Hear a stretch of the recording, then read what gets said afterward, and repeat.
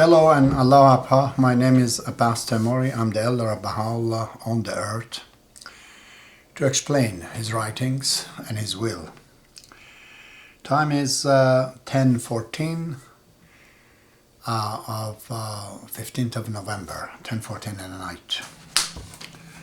It's been a long while before that video. I was supposed to promise you to have a video as why is it there is a creation? What's the purpose of this creator creating everything?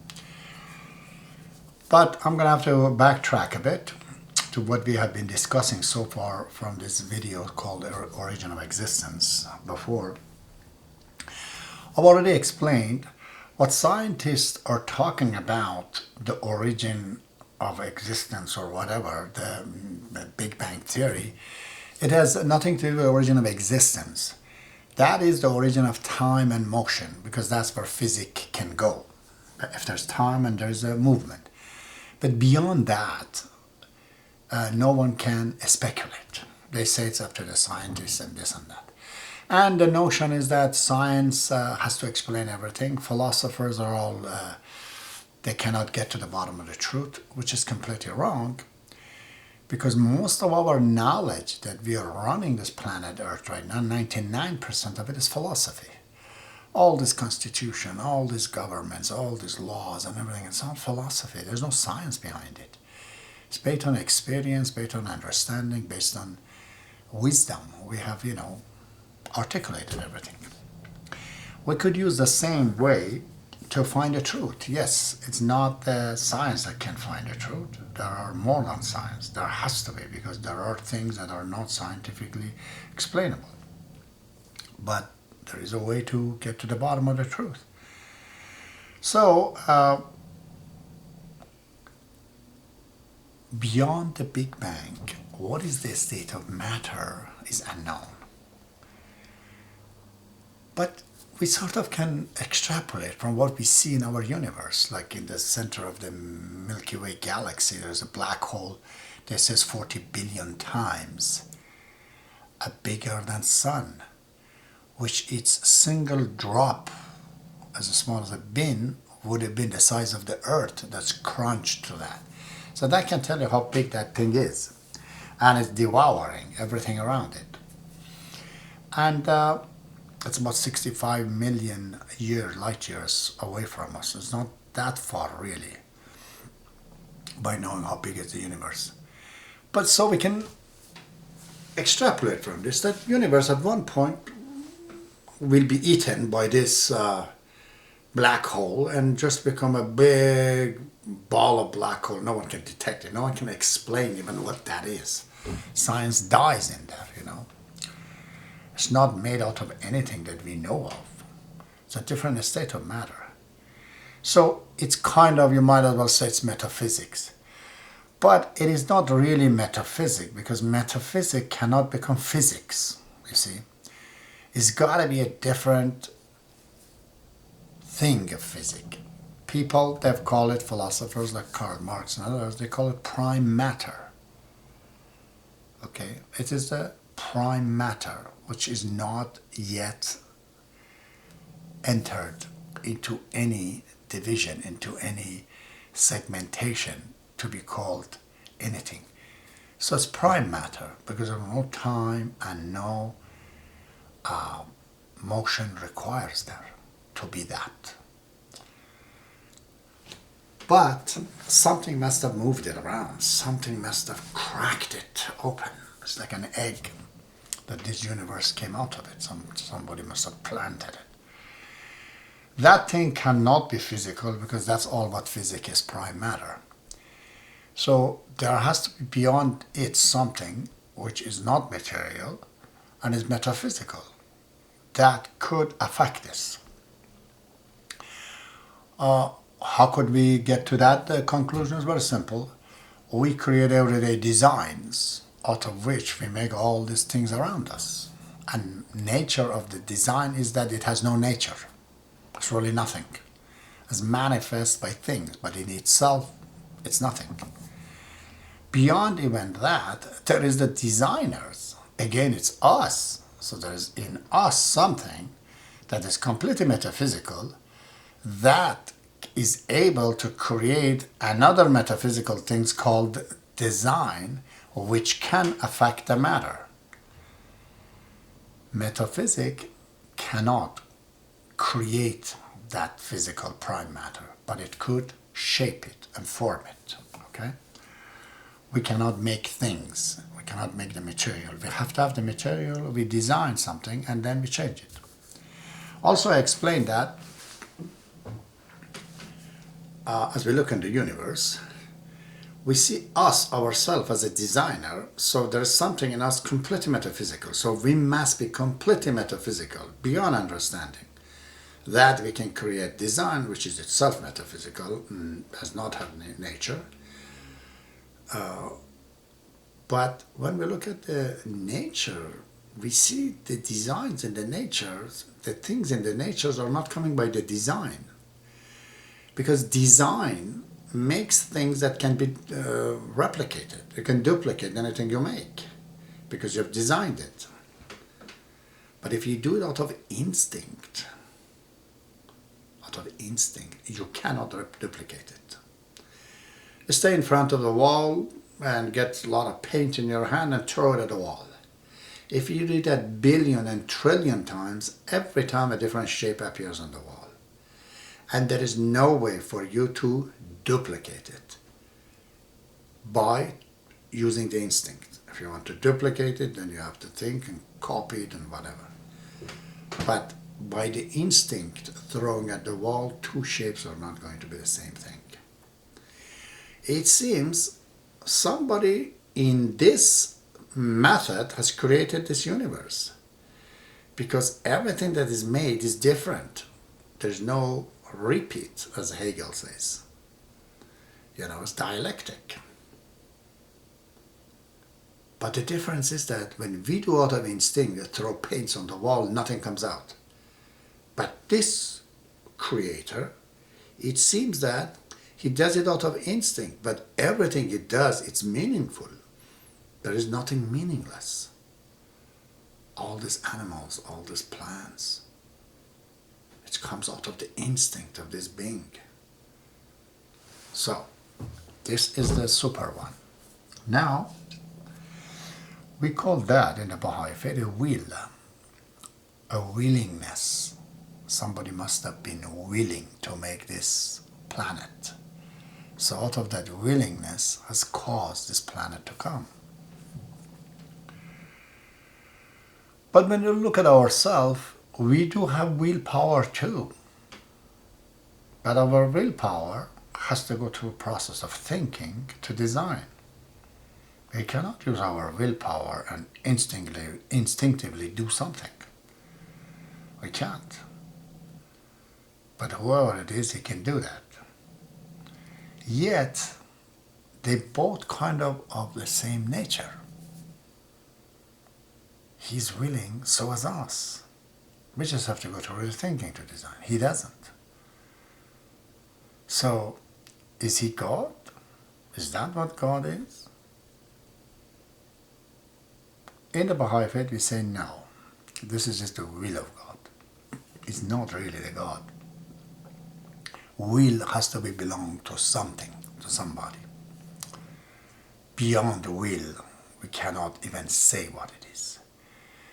Because in this realm, we are in the time and motion. Beyond this, we can't say there is no time beyond the Big Bang, but there must have been movement. A movement must have caused to crack these big things to make the universe. But yet there is no time. Why? Because it's not detectable even. It's not metaphysical, does not have time. Because it doesn't die.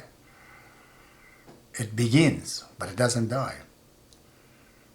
A design can stay in the computer for eternity. Okay, if the computer doesn't die. But any matter will degenerate. Doesn't matter what it is. But design remains. It's very amazing. So in the world of design, you have to, but beyond the will, there is no design. There is no time and motion, because we are going somewhere that it's beyond the willpower. That we call it essence of God, really. Baha'i faith explains it like that. So, then we're going to go back to see that, all right, what is the reason? Why is this being created, everything, and us? What's the purpose? What's the need? Does he have a need? What is it? What is his reason? What is he suffering from? Why does he want us to be around?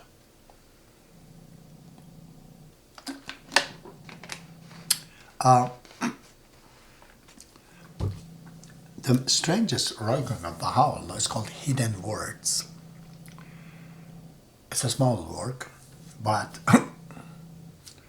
I've been contemplating on this all my life.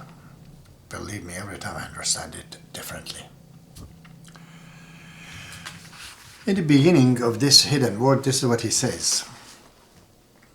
He is the glory of the glories. This is that which had descended from the realm of glory, uttered by the tongues of the power and might, and revealed unto the prophets of old. We have taken the inner essence thereof and clothed it in the garment of brevity, as a token of grace unto the righteous, that they may stand faithful unto the covenant of God, may fulfill in their lives his trust, and in the realm of the Spirit obtain the gem of divine virtue. So, there's a lot in this, but I'm just going to go back to the point that he says this has been said by the prophet of the past. Of such other religion, very briefly, for example, in Vedas, you read in Ramayana that the Rama, which is manifestation of Vishnu, there is Shiva and Brahma, that they ask Vishnu, man is lost, he needs a guidance. So the Vishnu manifests himself in the form of Rama 7,000 years ago, 1,000 years before there was an Adam in Middle East, there was Rama. So he comes and lives a life. There's no books or writing from him, but he lives a life that his life becomes a pattern for how to live.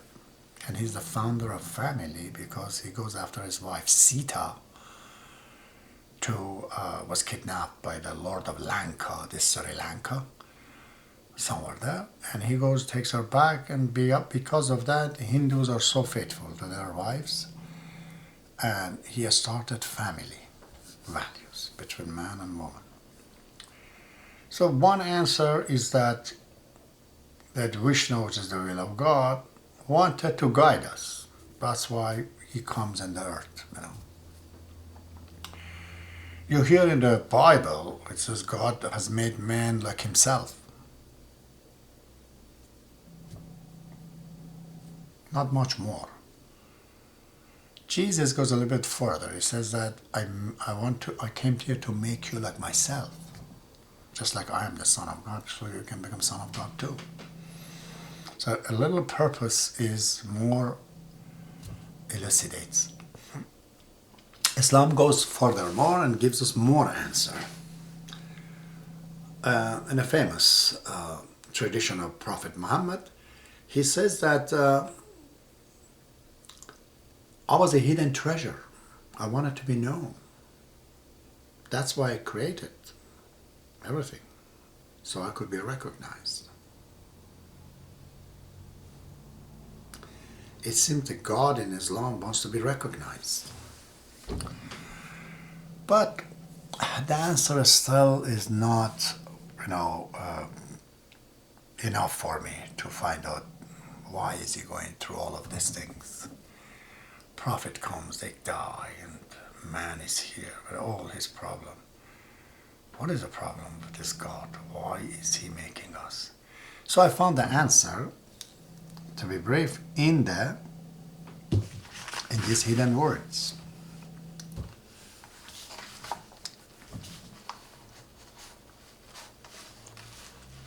This is what he says, Baha'u'llah, the glory of God, is number 3. These are titles, small statement, number 3, the third statement, I think it's in Arabic. He says, translated by Saga Effendi, veiled in my immemorial being and in the ancient eternity of my essence. These are big words, we have to dig down. Veiled in my immemorial being and in the ancient eternity of my essence, I knew my love for thee. Therefore I created thee, have engraved on thee mine image, and revealed to thee my beauty. This God is in love.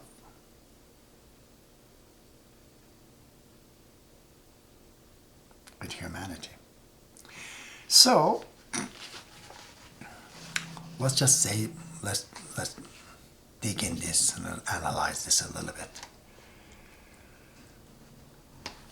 When he says, in my inner essence I knew of you and I wanted to make you, I'm going to use myself, not any other human being. Let's say Steve Jobs. I'm going to apply this to him. He knew as a childhood he wanted to make a phone, a computer, a smartphone.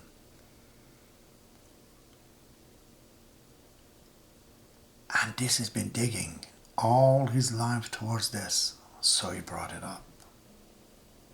Just like this, it seems we have been a willingness, a wish, a desire of this huge creator, that I was thinking of something that is similar to me, like me, a small mini me. That's how it is. But it's not exactly creation as we think. When he talks about the creating of man, he is referring to our body and our soul, not our essence. Our essence, which I call it self, the way he explains, it's been there with him on the very beginning, before even the creations. Listen to the next one. Number 29. If I'm right, this is in Persian. He says, quote, utter wastes of nothingness, with the clay of my command, I made thee to appear.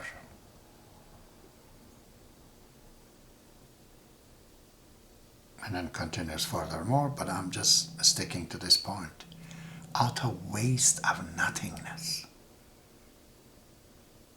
with the clay of my command, I made thee to appear. We already said this nothingness, it means nothing materially. Nothing in design, nothing in soul, nothing metaphysical. Beyond that, where the realm of will is, the first cause, which was the will that has done everything. He says at that time you existed too. Which meant nothing. It's like somebody wants to create a huge city in his head. So imagine so many things in this city, in his head, in his wish, in his desire. Part of his thinking was that, okay, I want to have somebody somewhere, something, a person. that little nothingness in there. It says you were a part of this design, but you were existing, but you were not good. I haven't done you yet what I wanted exactly to you to be. He says here, in that situation, I commanded, meaning I desired, to make you to appear, not to be created, but to appear. Out of the waste of the nothingness with the clay of command, I made thee to appear, and I have ordained for thy training every atom in existence and the essence of all created things. Thus art thou didst issue from thy mother's womb. So the whole thing was my plan. So we were at that time with him, alongside of him. It's very amazing. There are a few things about this. Again, he's talking of I cannot say time, of a situation where we were standing with him alongside. Number 19, in the Persian section of the same writing, he says, "Oh, my friends." Here it doesn't say my creatures or servants or whatever, but he says, "Oh, my friends, have ye forgotten that true and radiant morn, when in those hallowed and blessed surrounding you were all gathered in my presence beneath the shades of the tree of life?" The tree of life was there. Life here is body, is soul, but you were beneath it. You were not there yet. But it says you were there. I'm going to apply this to a mother and a father, the two lovers, that they do have the life, which is the sperm and the egg. They have love. Out of love, they get close together. Then a zygote is formed,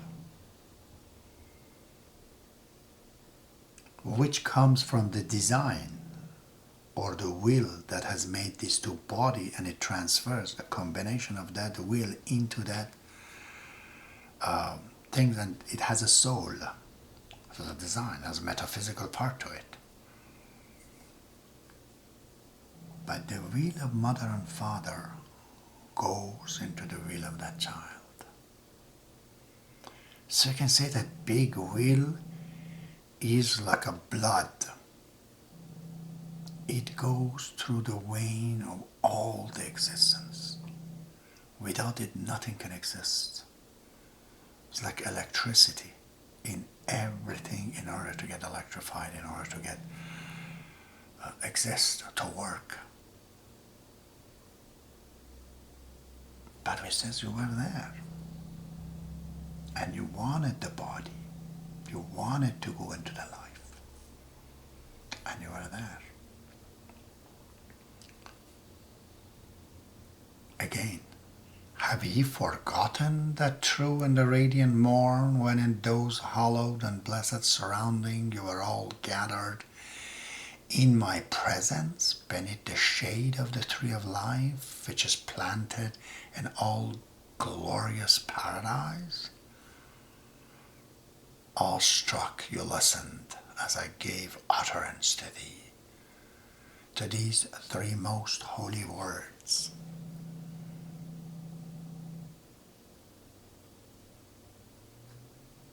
Again, number 4, same category.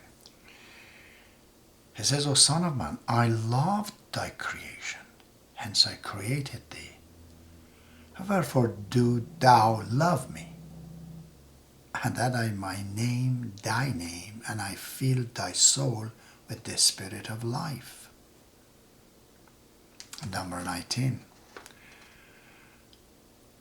I have breath within thee, a breath of my own spirit, that thou mayest be my lover. Why hast thou forsaken me, and sought a beloved other than me? He's talking of himself. Whatever is in him is put in us. So human being is different from any other creature because we have willpower nobody else has. No animals, no nothing. They have just a program like a computer, like a robot. Free will is only in man. And that free will is the same as the free will of God. But ours is nothing. It's like a little baby. But it can grow to there.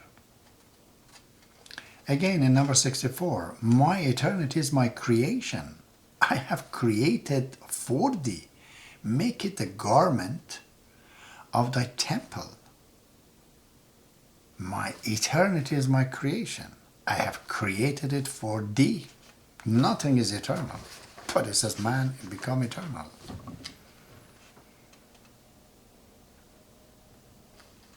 And another very nice one on the title, number 70. He says, O son of him that is stood by his own in entity and the kingdom of his self. He used the word self, his self, self of God. But you were there, he says, standing on your own.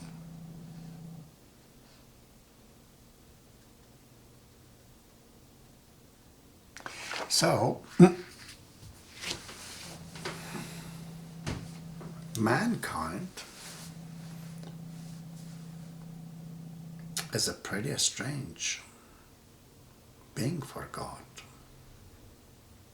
Every man, doesn't matter who it is or what they have done,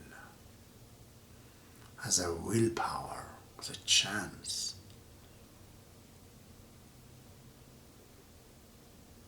to become like the will of God. That comes in a strange verse in Quran. He says, Inna lillah wa inna ilayhi raji'un. We are of God. It doesn't say they're created by God. It says we are of God and we return to Him. Bob specifically explained that this is not returning to the essence of God. This is a returning to that will of God who willed us to be. And what's all this for? It's because He's in love with humanity. The entire story of creation is a saga of an ancient lover who wants to be loved. You ought to read this by yourself. It's on the internet.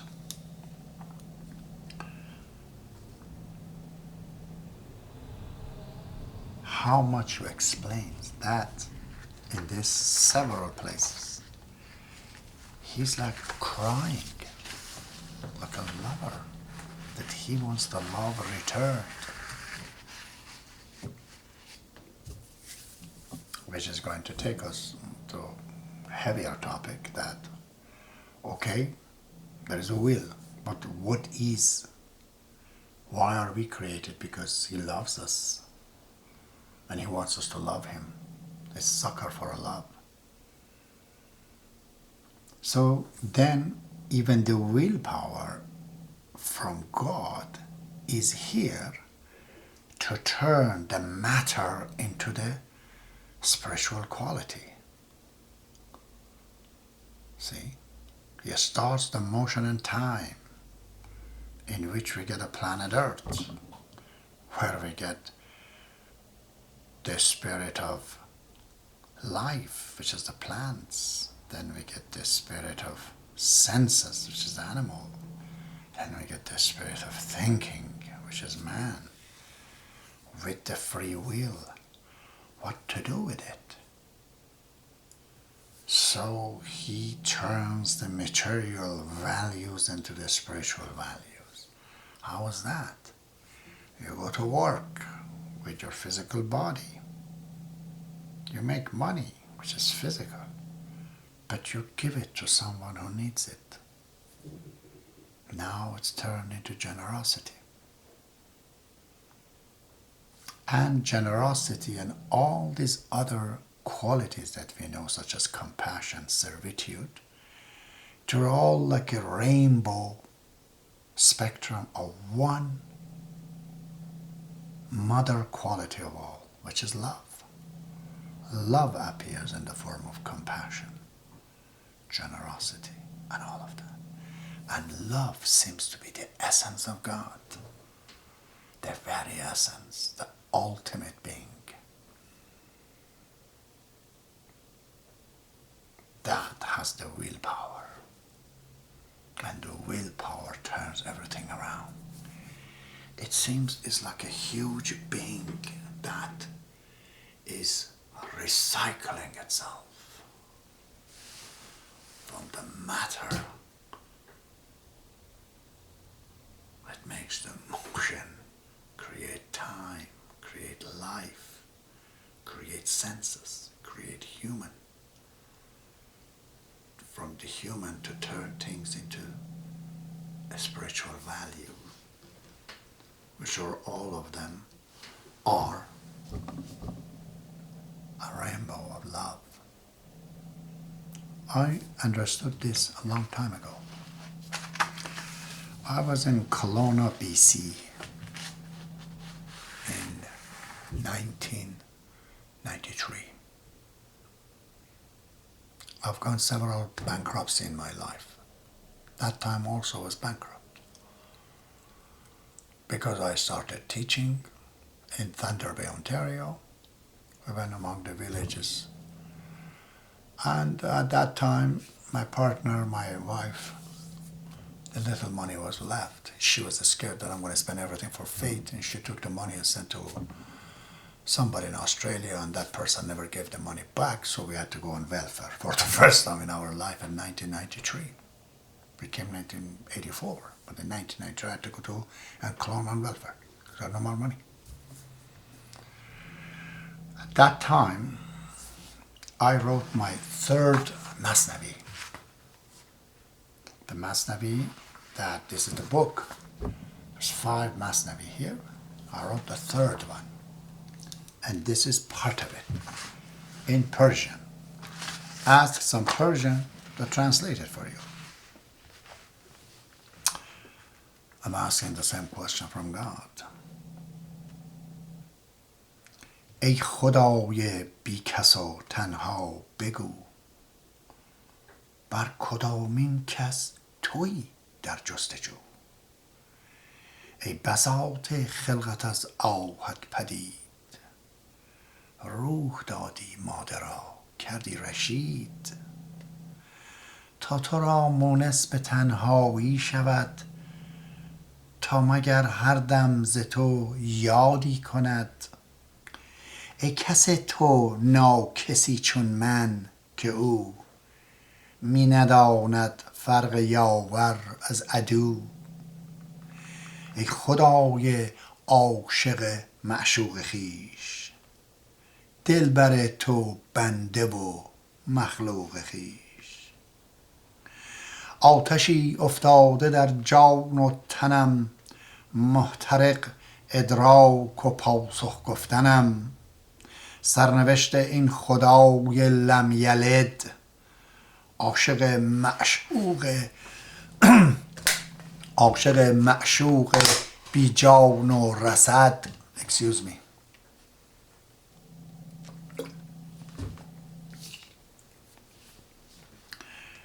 ای وجودم پیش تو چون مرده ای بهر این مردار عاشق گشته ای لیلی بیجان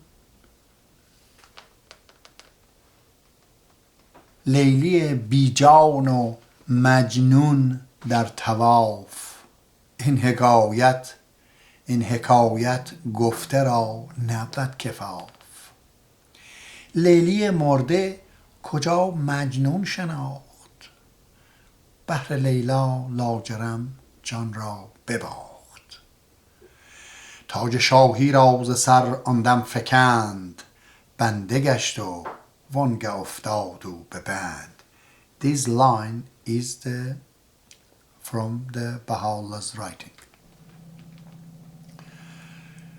تاج شاهی را ز سر آن دم فکند بنده گشت و وانگه افتاد او به بند. آمدن در عالم نقش و نگار در پی سودای عشقی ناگوار. با گلوله منتظر معشوق کین پاره پاره کرد صدر باب دین. ای بها آخر چه سودایی است این داستان عشق تو بر خلق کین. این چه تنهایی است این عشقت ز چیست این چه معشوقی است کو جز نقش نیست. این چنین عاشق کجا بتوان شناخت در چنین عشقی کجا بتوان بساخت. کاش هستی را به آنی داشتم وان همه هستی به آنی باختم. در پی سودای یک لحظه تو را همدمت میگشتم ای تنها بها.